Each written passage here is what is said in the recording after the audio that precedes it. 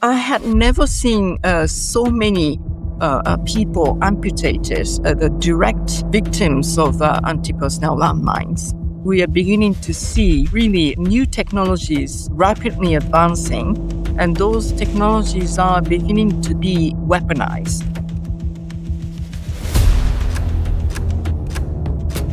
This is Silent Killers, a podcast from Face to Face and the international campaign to ban landmines. In 1997, the world said enough and signed the Mine Ban Treaty, but landmines are still claiming lives in many countries around the world. In this series, we meet survivors, frontline workers, and global changemakers, all fighting for a mine-free world. From Cambodia to the Ukraine, the danger is real.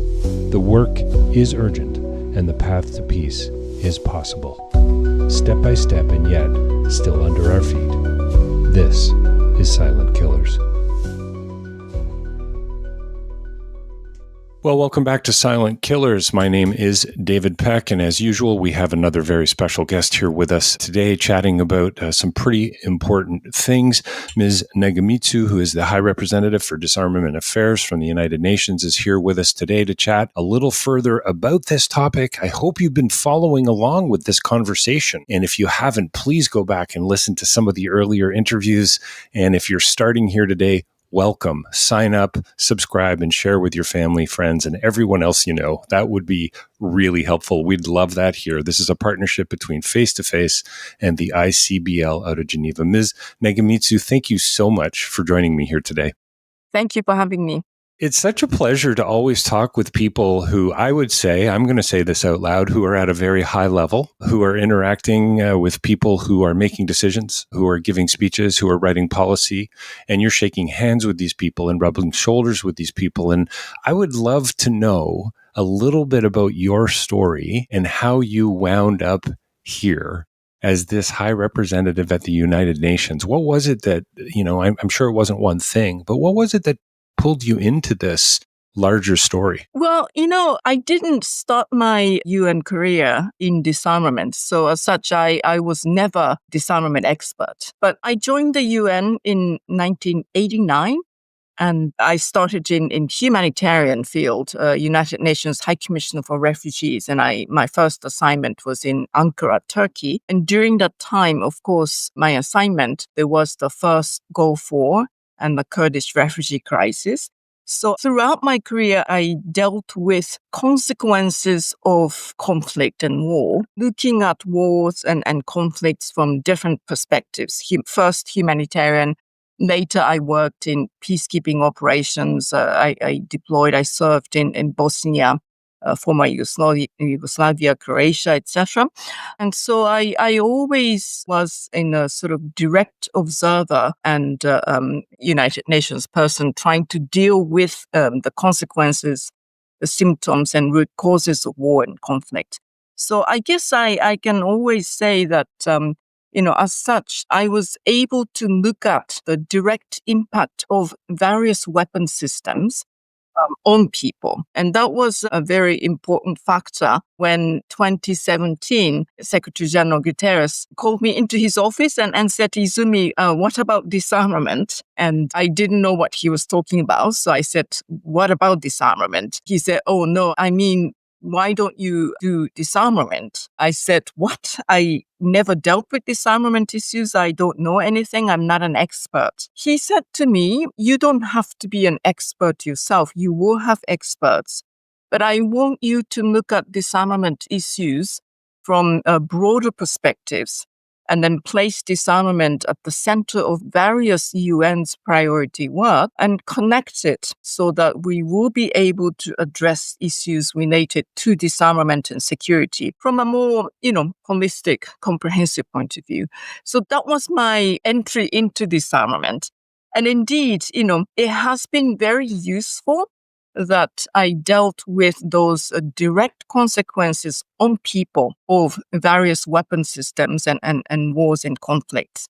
How innocent civilians actually are the largest number of victims. And so, my interest in disarmament started actually with people at the center of discourse. And so I think it was a very useful background that I had working in the field from humanitarian, peacekeeping, and later, of course, development corporations, etc., because that gave me the real sort of understanding of why disarmament is a critical component of peace and security and development, and of course, human rights, humanitarian issues. Ms. Nakamitsu, thank you for that. I really believe in the splash and ripple effect, the dropping of a pond, incremental change. You pull a thread here, it's connected to everywhere else. Do you have stories from your past as you were growing up, things that might stand out to you that pushed you in this direction of humanitarian work of, I've been working in international development for over 25 years, and I always am interested to know, why is it that you got into this sector and not the corporate sector? That's a good question. Well, I think one reason is that I come from a family, generations of public servants. In my family, in my clan, I don't have anyone who actually went into private sector. All of my family members are, administrators, civil servants, teachers, and professors. So I think it was just a natural thing that I go into civil service or public service. And, that was a very natural environment, pushed me into this kind of a field. But why international? I was always interested in issues related to a bigger world. I was, a very careful listener of international news. And I studied at university in Japan. I studied international law. And my graduate thesis was about the international illegality of apartheid policy in South Africa. So I really went into, things that are happening around the world and how I will be able to make my own contribution, my efforts to make the world a little bit better place. So for me, it was a natural sort of progression. And of course, later when I started disarmament work, the fact that I grew up in Japan when I was young, in primary school, visiting, Hiroshima and Nagasaki, the nuclear, atomic bomb memorial sites and the museums, etc. All these memories really was there in my background. This is wrong. These things should not happen in the future. It happened in the past, and then we have to make sure that it would never happen again. So all these things actually came together, and it's been a very, very useful background that I have. And the fact that I started my UN work in the field was also quite important. When I was younger, deployed to Bosnia, going into, IDP, internally displaced persons, collective centers, talking to old women who just got displaced from Srebrenica, talking about, how 3 generations of her family went to different wars. But the fact that people from around the world came to work in Bosnia, trying to serve these people, gave it just a little bit of a hope.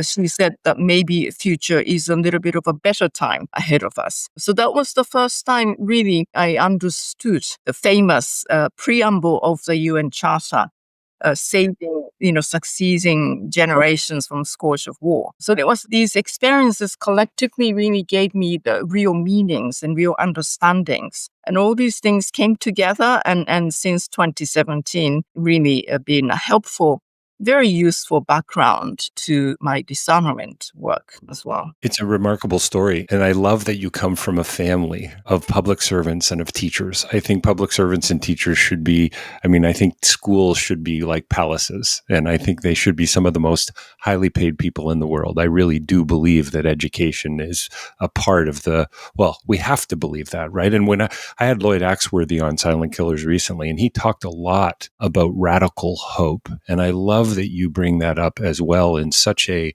complicated, divisive, messy world that we're living in currently. I think the idea of hope, and I hope we can continue to talk about that here in our conversation.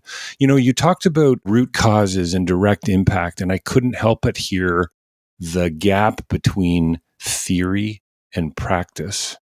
And here you are saying that one of the most important things for you is that you began in the field. Ms. Nakamitsu, you kind of can't go back once you've heard a personal story. Would you agree with that? Once you've met one of these women? once you've met a Cambodian landmine survivor face to face and shared a meal with them, everything changes, doesn't it? Absolutely. I mean, I always say when I speak to young people, of course, you have to study the theories. It's useful in generalizing and in applying those theories to different contexts. But at the same time, really understanding what is at stake in, not just with your head, but also with your heart, really gives a stronger motivation, if you will, a passion for the work that you do.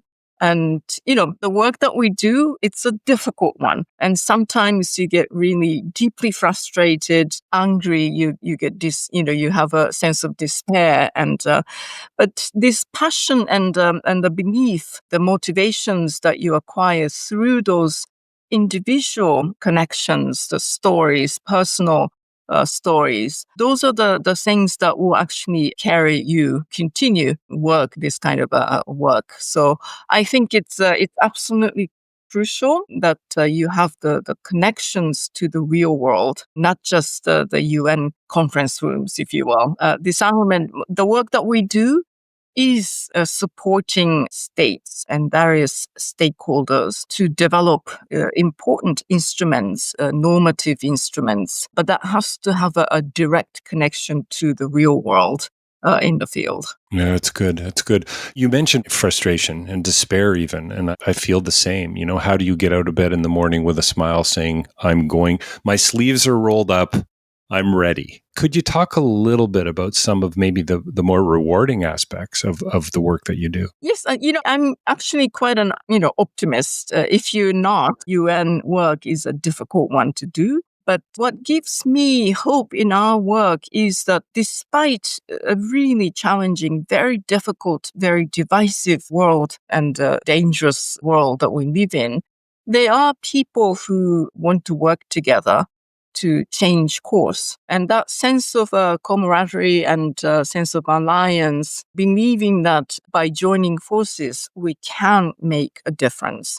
And then, actually looking at the incremental, even if it is small and incremental, but real changes, making progress gives me every day hope and the optimism that, we can continue making a difference. So, you need to make sure that you also look at the positive side, not just looking at the difficulties. I always say that people are all different cultures, different religions, different beliefs, but we also have commonalities. We share common interests, and finding that common interest is also one of the key elements for success as well. It's good. Oh man, I so love that. I remember working with Stephen Lewis many years ago, who wrote Race Against Time, the great Canadian, and his son Avi Lewis, and connected to Naomi Klein and others. And I've done a few events with him over the years. And I remember him saying to me personally, could you imagine a world without the UN? And I think that is the sort of that optimistic edge, or at least that I kind of heard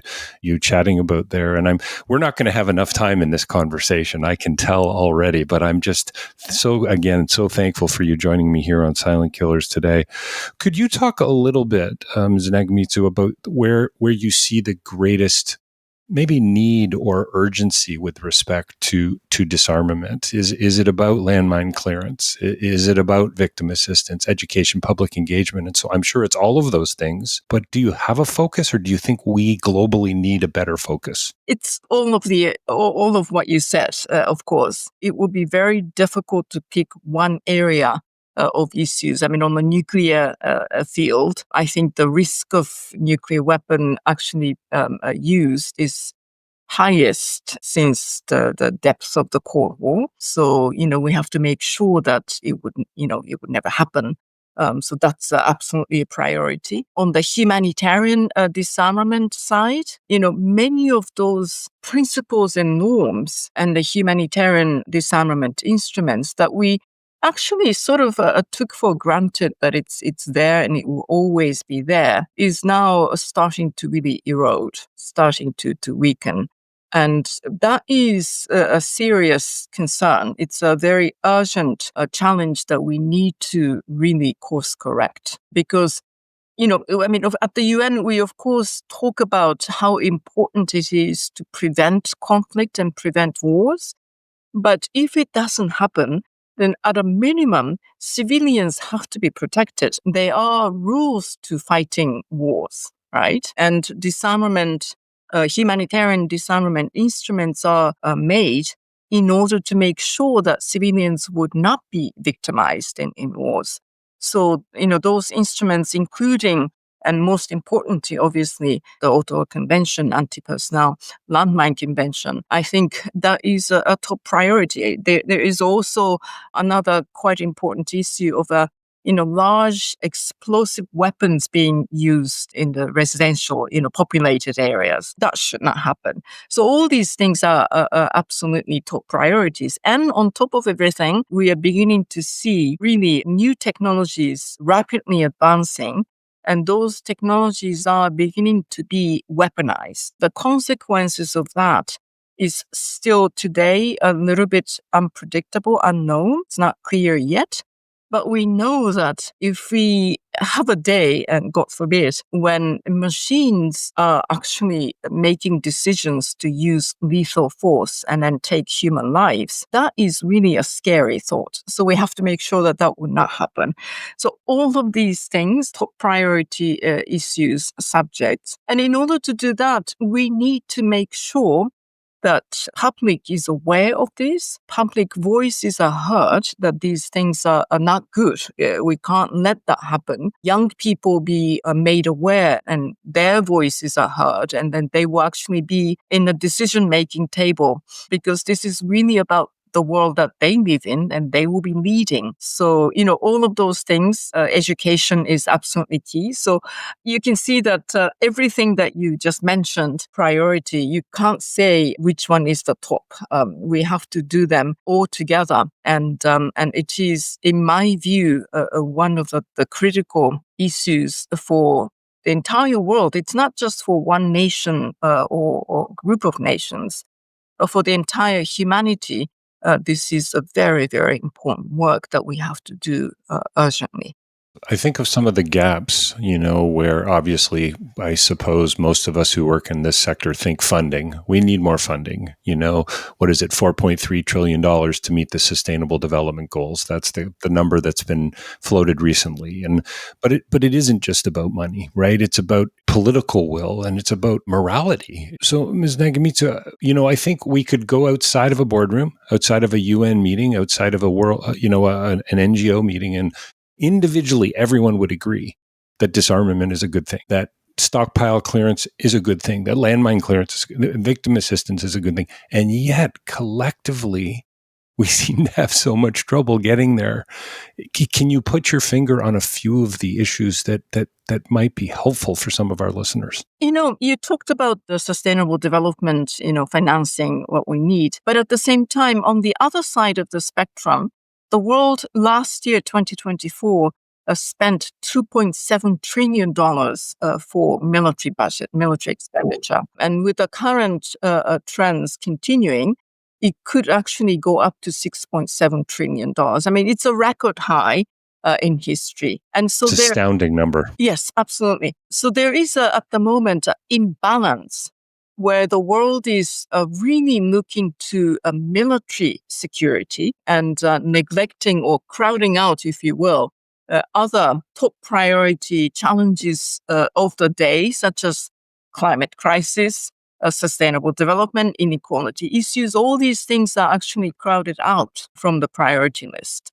So what does that mean? I think at the moment, because of everything that's happening in the world, the policies, especially security policies, are really starting to be driven by fear or short-term considerations of, or how do we protect the border, our territory? And then we need to make sure that a broader or wider set of priorities and more balanced approaches will be brought into the policy debates and policy discussions. Do arms race dynamics really ensure our security? From the UN, our answer is no.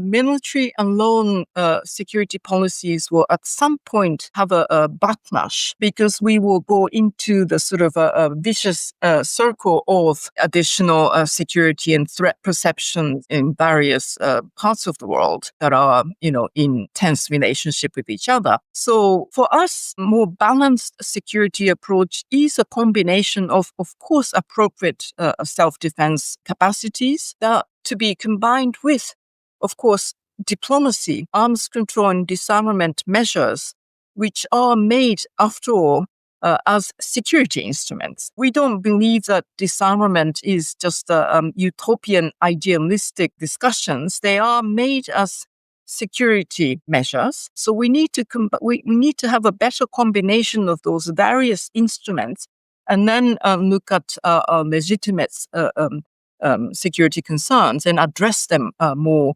appropriately. So I think this short-term, immediate, fear-driven policymaking has to change, and important role of the civil society is to make sure that those considerations will be actually put to fore in the domestic political discussions. Is my country spending X amount of a defense budget? Is that the right amount? What about other priority issues which are also related to a top priority agenda of the people and the citizens? So the more transparency political debates about defense and security policies, I think, will be quite important. So all these things have to come together. It's a difficult, complex mix of issues, but the civil society and the public voices really will have to be absolutely at the core of this. Yeah, that's remarkable. So is there a way that you feel that the UN might be able to do, not necessarily more,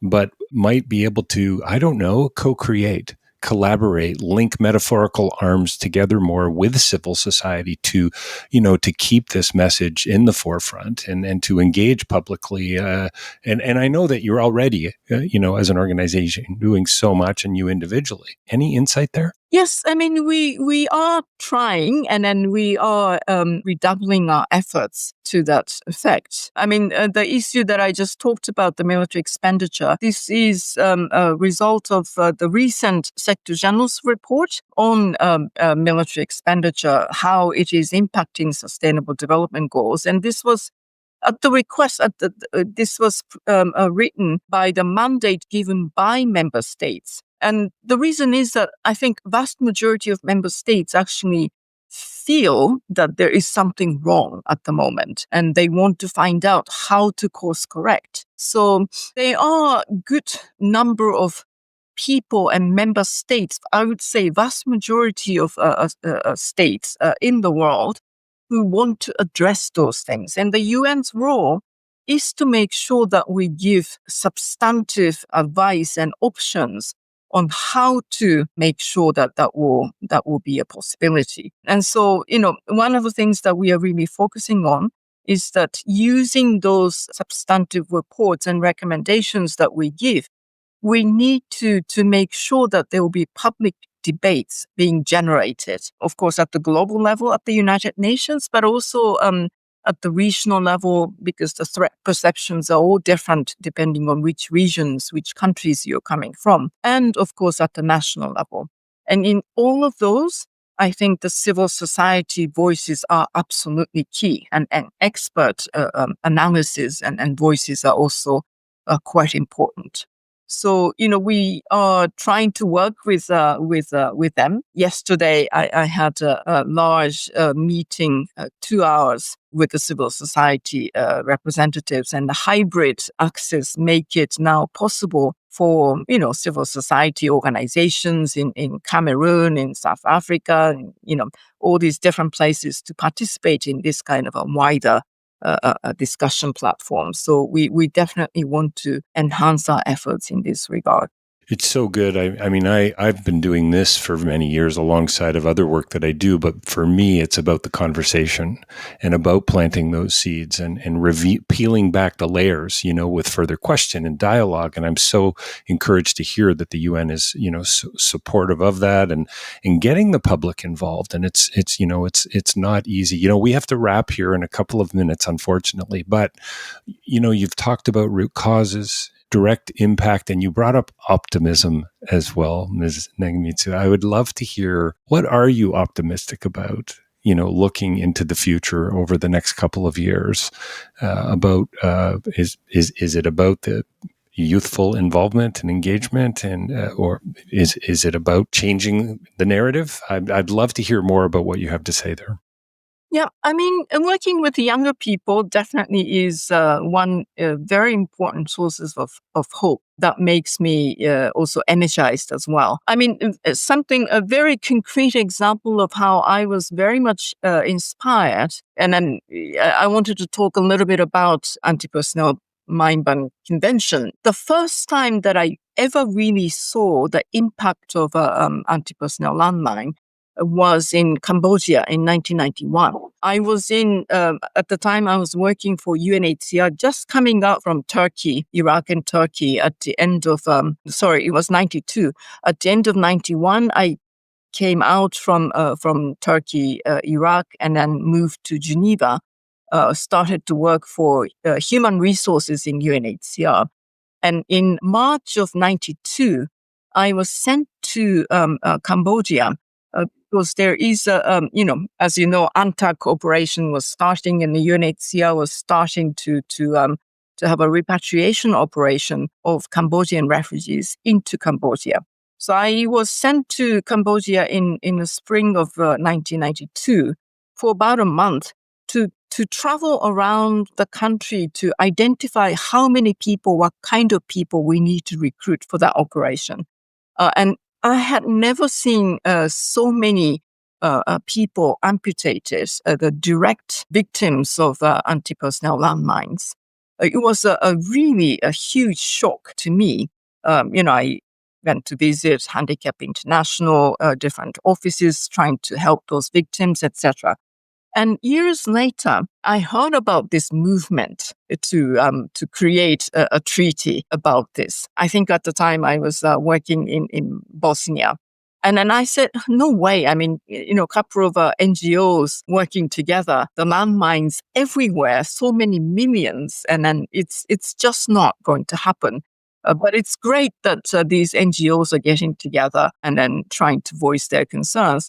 And then a few years later, it happened. So that was a real shock in a positive sense, right? These movements can really change the world, was what I learned from that movement.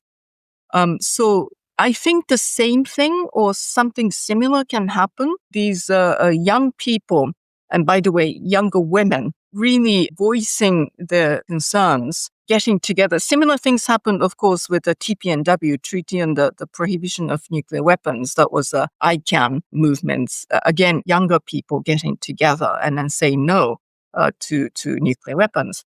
So I think believing in and actually witnessing some of those positive changes that were really driven by younger people who had the real belief that they can, if they work together, they can change the world for the better. That gives me hope and energy every day to come to work and face all these difficult challenges around the world. It's amazing. And I am so sorry, at least from my perspective, that we don't have 2 or 3 more hours to have a conversation together. I'm so glad you brought up Cambodia. Maybe at some point down the road, we can talk more, because it's a place in the world that's taken a huge part of my heart and my life and my work. And I think it's that personal story, that face-to-face.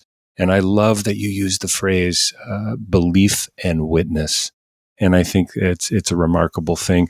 Ms. Nakamitsu, thank you so much for joining me here today on the show on Silent Killers. It's been a pleasure to have you, and what a great story. And and thank you for all the work that you're doing.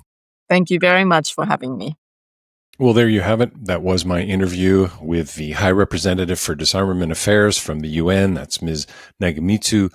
And I, again, just thrilled excited, encouraged, affirmed, but also challenged, and always feel like there's not enough time. We're just starting to peel back some of those layers. But, belief and hope, again, aligning with Lloyd Axworthy, an episode earlier. And if you haven't heard Lloyd's interview, please go back and check it out. It's Silent Killers. If you're even just joining us now, who knows? Make sure you go back and listen. You can get to it at the ICBL's website. That's icblcmc.org. You can also find Silent Killers on Apple and Spotify, wherever you listen to podcasts, and you can check out the video interviews on YouTube as well. I don't know about you, but I am encouraged, and I love this notion of radical hope. It does seem to be a theme, and that young people and public engagement and education are, in fact, the way forward, and this sense of personal story, belief that you can make a difference, and then the witness, that bridging that gap between theory and practice. So many issues, so many things to talk about. I think the key is that we all step into these conversations with our sleeves rolled up, and I think we can do that, and many of us already are. Thanks for joining us here. The podcast is called Silent Killers, and my name is David